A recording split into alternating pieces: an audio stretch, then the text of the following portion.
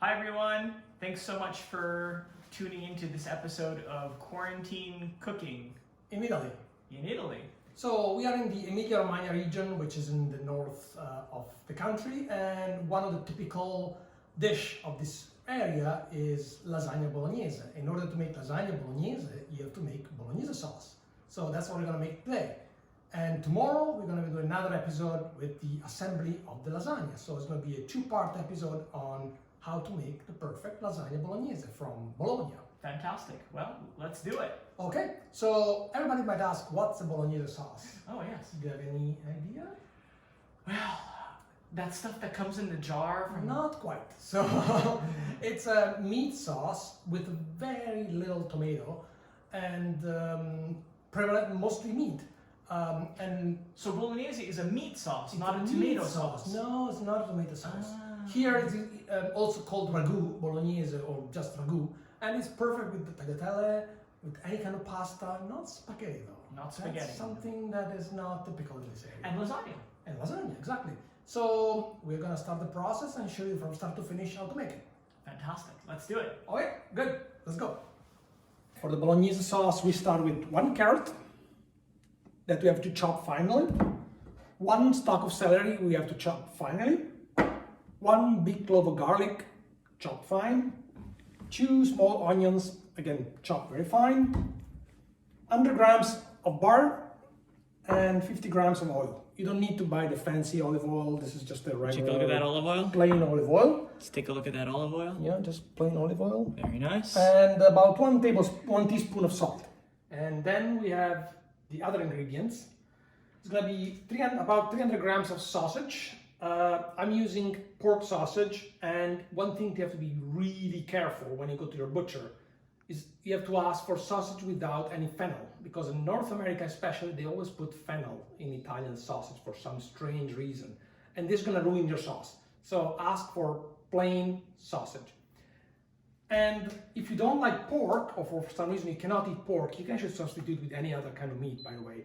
You can use chicken, you can use turkey, you can use veal, you can use whatever you like. This is my combination, but feel free to change it. So 300 grams of sausage, 300 grams of pork, and 300 grams of veal, ground. Then you need some tomato paste. I really like this tomato paste in the tube because you can use as much as you like, and then seal the tube, put it back in the fridge, and you don't have to use the whole thing. Of this, you probably need about a couple of tablespoons. I like my bolognese sauce not too tomatoey, so I like 2 tablespoons. Feel free to put more if you like it more tomatoey, or less if you like less tomatoey.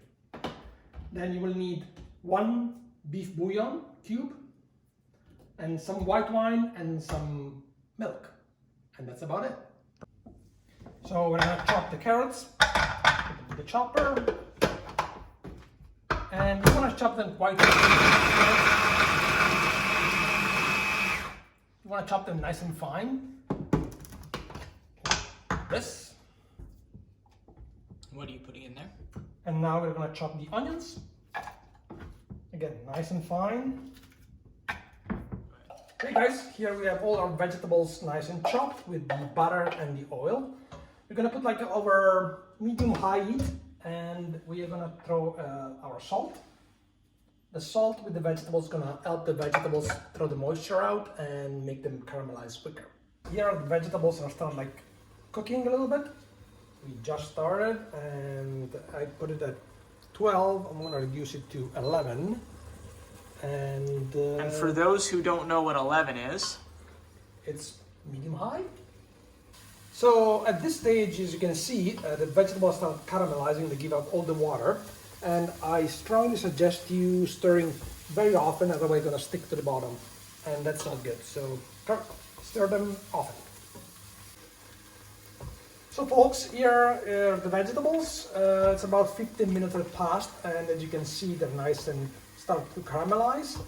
They start to stick a little bit at the bottom of the pan, which is fantastic. You have to scrape those brown bits, which is all the flavor. And now we can add the tomato paste. As I said, I like mine not super tomatoey, so I think 1 tablespoon is probably enough. I never measured this, I always highball it, but for sake of camera, I'm gonna measure it this time. And this is triple concentrate, but it doesn't really make any difference. One other thing, you want to be sure when you buy the tomato paste that there's the kind without any basil or garlic or any other flavoring agent, because you want to keep the flavor pretty neutral. And I forgot to mention earlier, the butter we put here is unsalted butter. One very important thing with the salt, I'm gonna taste it all through the process, because you never know how salty the sausage is, how salty the meat is, so I prefer to taste as I'm going and adjust for salt as I'm going. So that's the key. So I'm gonna have the tomato paste brown a little bit, and then we can start adding the meat.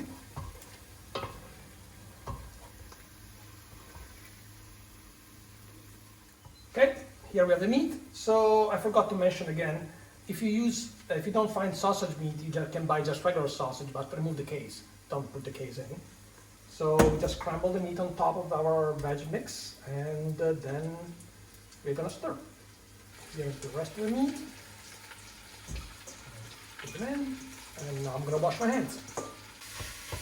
So meat is in, and now we're gonna go and break the big chunks with our spoon and make sure it's all nice and loose. So we crumble all the meat, and now it's nice and loose, and we're gonna start adding the liquids.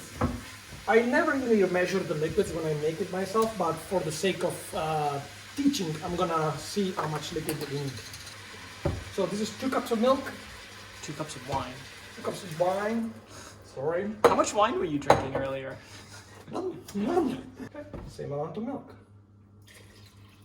And at this point, you put the last ingredient, the beef cube, and put the lid on and bring it back to a boil. This is what it looks like at this stage. It doesn't look very appealing or very good, but trust me, it's gonna be beautiful in a few hours. So now what you have to do is bring it back to a boil, reduce to a simmer, cover it and let it simmer for half an hour, and then stir it every half an hour till all the liquid is gonna evaporate. Here we are, it's boiling, so lower the temperature to medium, cover it partially and let it simmer. So folks, an hour has passed, as you can see from the clock over there, and I came down a couple of times to stir the sauce, but that's about it. As you can see, it has a much better look now. It started looking like an actual sauce. And then if you see some big chunks like this one, just with a spoon, just break them like this. And a little stir, and now we can test for salt. And Rick is gonna be the guinea pig.